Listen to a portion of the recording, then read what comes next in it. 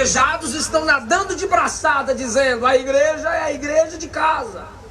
Mas é preciso ter um equilíbrio, porque quando Adão e Eva pecaram, o Senhor foi, milagres aconteceram nas casas através da vida de Elisão, e o puxou pelo cabelo. Deus veio nas casas.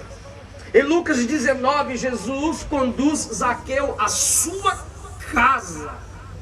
Em Atos 16, o carcereiro recebe Paulo e Silas na sua casa, e ali o evangelho é pregado.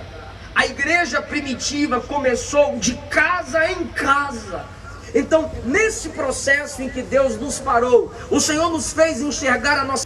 É lá que Deus está tratando casais. É lá que Deus está conversando. Estávamos acostumados a dizer: estou indo à igreja para me encher. Mas na realidade, você se enche em casa para transbordar na igreja. Deus está nos fazendo entender que a nossa casa ainda é fonte de revelação. A nossa casa ainda é fonte de intimidade com Deus.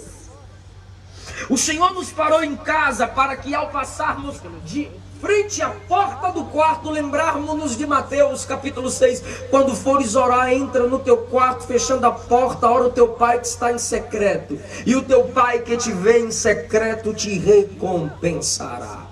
Foi no quarto de Samuel que Deus conversou com ele a noite inteira, sendo ele ainda uma criança. E Deus, através desse processo chamado quarentena, ele me fez olhar para a minha casa, para o meu quarto, para o meu escritório. Quem me conhece sabe que eu e minha esposa, viajamos, e muito. Então, mensagem no púlpito da igreja. E agora Deus nos para, e eu tenho que entender: minha casa, meu escritório, meu quarto é a fonte onde Deus ilumina minha mente para a compreensão da sua palavra. Eu sei que muita gente aqui está crescendo mais no desenvolvimento da palavra enquanto em casa. Como eu já disse na introdução, eu repito agora: o que você faz na solidão ou parado revela o seu caráter, revela o nível de compreensão que você tem da sua chamada. Em terceiro lugar, está parado e está em casa nessa fase em que estamos vivendo é reconhecer que é melhor parado em obediência do que em movimento em desobediência. Muitas pessoas que não quiseram compreender e não quiseram obedecer sofreram e estão sofrendo. Mas muitos aderiram, obedeceram e se submetem. É melhor parado em obediência do que em movimento em desobediência. Josué capítulo de número 5. O povo de Deus estava prestes a entrar em Jericó.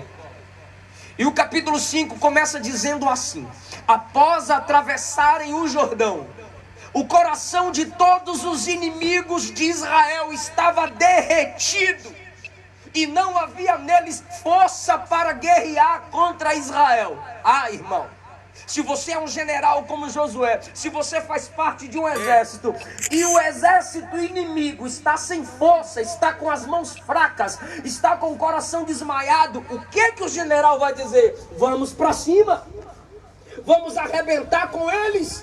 Mas enquanto o exército inimigo não tinha capacidade de lutar, Deus disse assim: parai. É claro que todos estavam empolgados, dizendo: é a hora de vencer, é a hora de lutar, é a hora de conquistar. Deus disse: não vai, parai.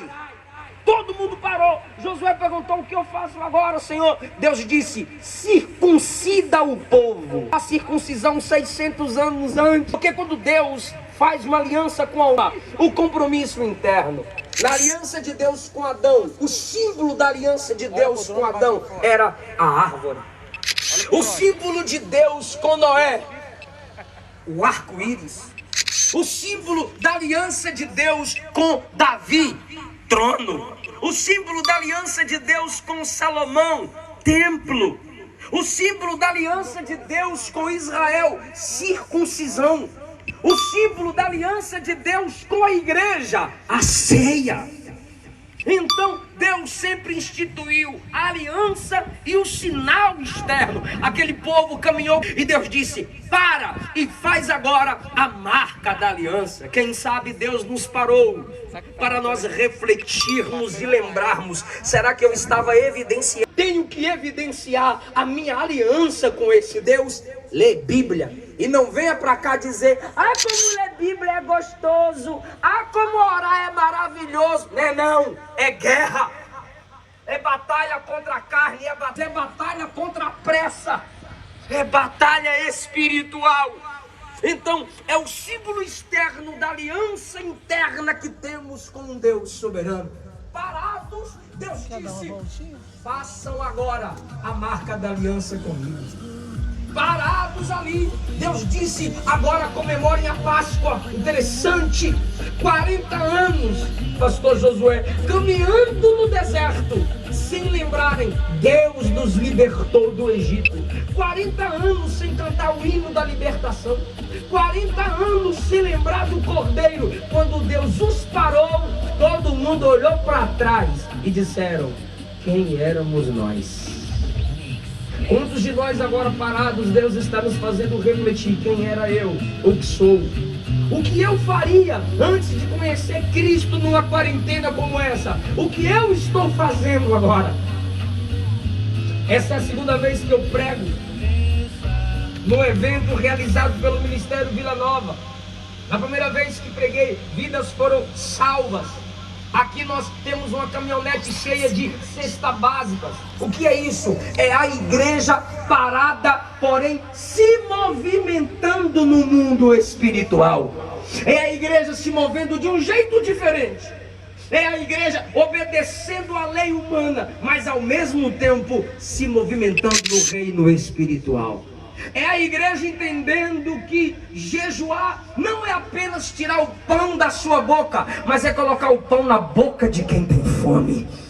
Isso é a igreja se movimentando no mundo espiritual, porque muitos apenas se movimentam fisicamente ou para mostrar que tem liberdade de ir e vir, mas no reino espiritual estão travados. Então em Josué 5 Deus disse: parem fisicamente, mas se movimentem na aliança, se movimentem na gratidão. E ali parados, queridos, a terceira experiência deles foi que o príncipe do exército do Senhor apareceu a Josué. Josué pegou a espada como um bom general e perguntou: tu és contra nós ou é a favor de nós? E o próprio Cristo lhe respondeu: não, eu não sou contra nem a favor, eu sou o príncipe do exército do Senhor. Agora, olha o que o Senhor disse a Josué: tira a sandália dos teus pés, porque o lugar em que tu estás é terra santa. A mesma palavra que Moisés ouviu em Êxodo 3, Josué parado está ouvindo em Josué 5. E Deus lhe manda tirar essa, mas de um servo que obedece a ordem servir mais. Eu precisar de quem para entendermos, está produzindo, sim, raízes aprofundadas, produzir estando parado, irmão. Mas de Jesus não foi saindo de um lugar, de Jesus foi parado na cruz do Calvário. Estavam pregados na cruz, aleluia. Jesus garantiu perdão. Deus te parou.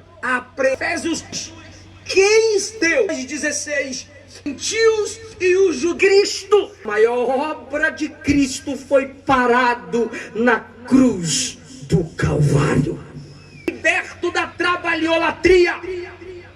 Porque tem gente que enquanto que tiram de si toda a energia que o faria trabalhar para Deus. Quantos de nós estamos, Faraó, construindo um sistema para o mundo, fazer tabernáculo para mim?